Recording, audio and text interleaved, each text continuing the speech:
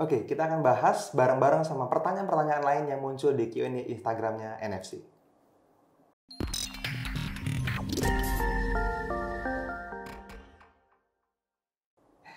Halo teman-teman semua, lagi-lagi ketemu dengan saya Fadli, founder sekaligus CEO dari NFC Forex TV. Wis, ini founder CEO-nya YouTube ya.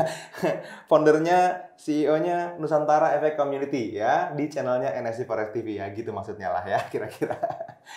Oke teman-teman, seperti biasa teman-teman setiap minggu kita menjawab pertanyaan di Instagram @Nusantara Efek Community. Itu ada tuh di pojok bawah tuh ya, @Nusantara Efek Community.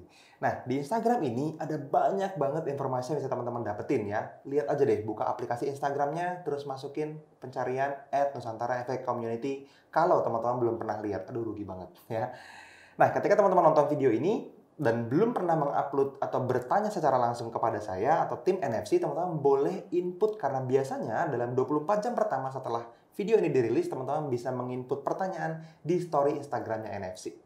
Oke, saya masuk ke pertanyaan pertama ya. Ada lumayan banyak nih pertanyaannya dan saya excited, ada banyak yang pengen saya jawab. Ya sudah deh, kita coba hemat waktunya supaya bermanfaat buat teman-teman ya. Yang pertama, dari @eko.dwi.listianto. Oke. Dengan model limit order, apakah tidak lebih mudah dimainin big players katanya? Oke, ini menarik nih teman-teman. Karena kita kayak apa ya? Kita kayak nggak ngikutin tren gitu ya. Di luar sana buy no sell no, kita limit order gitu ya. Di luar sana stress nongkrongin chart, kita bisa jalan-jalan sambil biarin ada SL dan TP-nya dipagerin kayak gitu ya. Jadi santai tradingnya. Mas, kok tradingnya jadi terlalu santai ya? Ada yang nanya gitu bahkan gitu ya. Karena pakai limit order. Justru saya pengennya santai. Ngapain tegang-tegang terus kan gitu. Nah, gini teman-teman. Limit order itu yang tahu hanya brokernya. Nah, big players di luar sana, ya, kabar baik sekaligus kabar buruk gitu ya, tidak trading bareng-bareng di broker yang Anda pakai. Nah, ini yang perlu teman-teman tahu. Jadi kalau misalnya kita sebut apa ya, kayak institusi besar seperti bank-bank besar kayak HSBC misalnya, atau Citibank misalnya gitu ya, atau Deutsche Bank misalnya, atau pemerintah-pemerintah negara-negara besar yang major pair-nya kita pakai buat trading misalnya. Mereka tuh nggak banyak trading di broker yang sama dengan kita. Jadi kabar baiknya ya, teman-teman, limit ordernya tuh nggak ketahuan gitu loh. Limit ordernya tuh nggak kelihatan di market.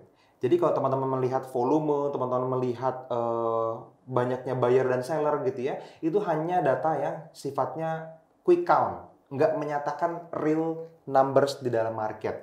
Jadi buat saya secara pribadi, nggak apa-apa, bagus. Justru limit order itu membuat kita mendapatkan harga yang bagus. Ketika teman-teman pengen beli, teman-teman nggak mau beli harga sekarang kan, pengennya yang lebih murah kalau bisa. Kalau memang ada di area yang sudah murah, boleh beli sekarang, kan gitu. Tapi mostly of the time, kita ngelihat chart dalam keadaan yang harganya di tengah-tengah. Kalau kita mau jual, maunya di harga mahal, kan gitu dong. Kita jual di harga mahal, baru dapat cuan, kan. Kalau misalnya kita jual di harga sekarang, ya itu mengurangi potensi keuntungan. Makanya pakai limit order sell, limit order buy. Gitu.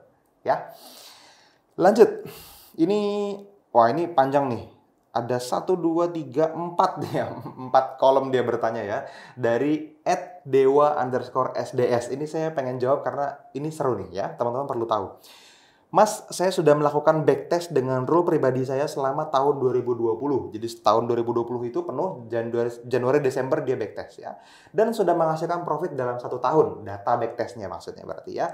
Namun, saya hanya melakukan backtest pada major pair saja. Oke, jadi hanya beberapa pasangan aja, nggak nyampe 20-30 pair. Apakah data tersebut sudah valid untuk dijadikan acuan trading di semua pair? Di kehidupan nyata. Nah, kata di backtest yang dibahas ya, kehidupan nyata forward test. Soalnya backtest ternyata juga nguras waktu dan tenaga. Terima kasih. Oke. It's a very good question. Saya senang ada yang nanya kayak gini teman-teman. Gini loh.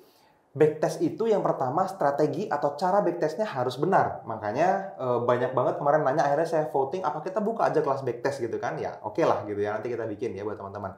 Atau teman-teman yang pengen ikutan kelas backtest, coba input namanya, nanti saya taruh linknya di bawah video ini. Itu ada waiting list untuk hadir atau ikut ke dalam kelas backtest kita. Nah gitulah ya gampangannya ya.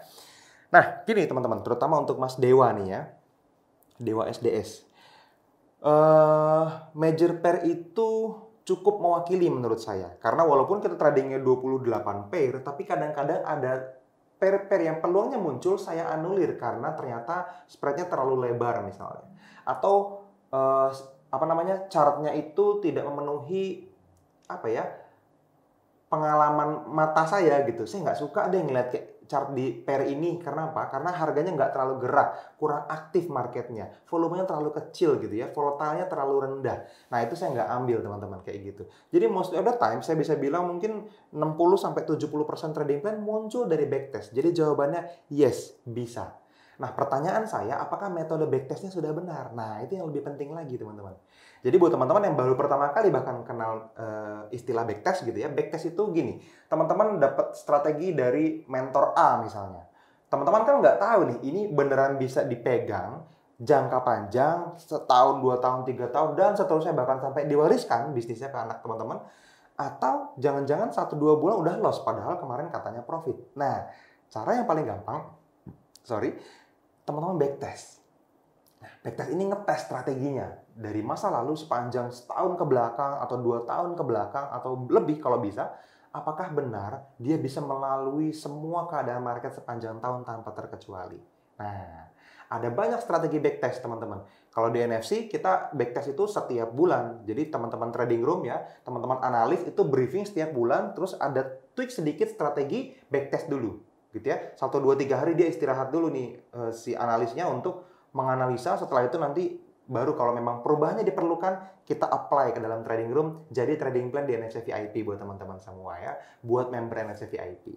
Jadi backtest itu seperti itu. Oke, nah buat teman-teman metode backtest ini menurut saya belum banyak yang bisa mengerti. Mungkin beberapa alumni STM sudah mulai menguasai, tapi beberapa itu jauh banget dibanding jumlah alumninya yang lebih dari 1.000 orang menurut saya ya. Forex Trust Class pun sama, lebih dari 1.000 orang gitu. Jadi menurut saya teman-teman perlu punya cara backtest yang sangat-sangat terstruktur. Caranya gimana? Nanti kita bikin murah deh kelasnya ya. Saya pengen semua orang ikut kalau bisa supaya ngerti. Oh strateginya begitu ya. Input nama teman-teman semua dan data dirinya di waiting list di bawah video ini. Nanti ada linknya deh ya. Di kolom deskripsi di bawah video ini. Oke. Next. Pertanyaan selanjutnya. Dari mana ya? Yang ini aja deh. Dari gistar_arnudi.fshd. Susah banget, nggak bisa dihafal akunnya.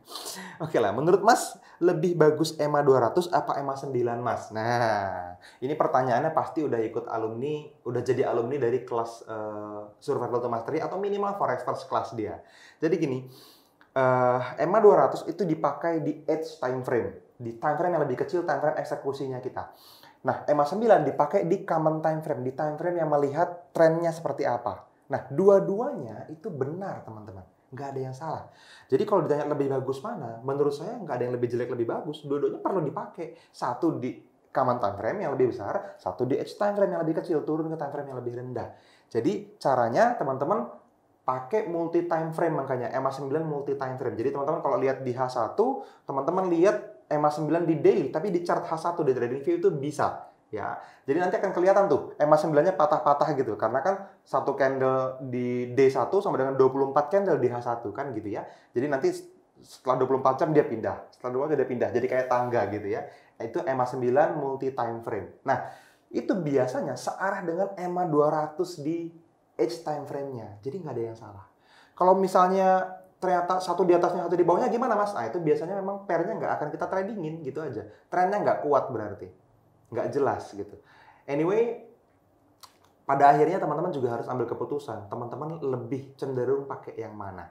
Nah, kalau itu ditanya ke saya cenderung pakai yang mana? Saya bilang saya pakai EMA 200. Karena dari dulu, dari sejak awal saya kenal Forex, EMA 200 selalu bekerja buat saya. EMA 9 kita baru belajar setelah ikut Trading Academy tahun 2017. Gitu ya. Oke, udah cukup panjang videonya, saya rasa cukup. Satu lagi deh, singkat ini saya pengen klarifikasi aja sebenarnya nih. Dari trader Mboh 200 ya. Cara buka kredit card gimana untuk deposit ke Forex? BTW umurku 19 tahun, thanks. Oke, mungkin pernah tahu atau pernah dengar kalau saya pernah deposit pakai kredit card teman-teman ya. Yang pertama itu tidak direkomendasi, kenapa? Karena itu bukan uang kita, itu uang orang lain, uang pinjaman bank gitu ya. Kalau itu cuma satu-satunya cara teman-teman, ya udah lakuin, mau apa boleh buat gitu ya. Saran saya cari cara yang lain dulu.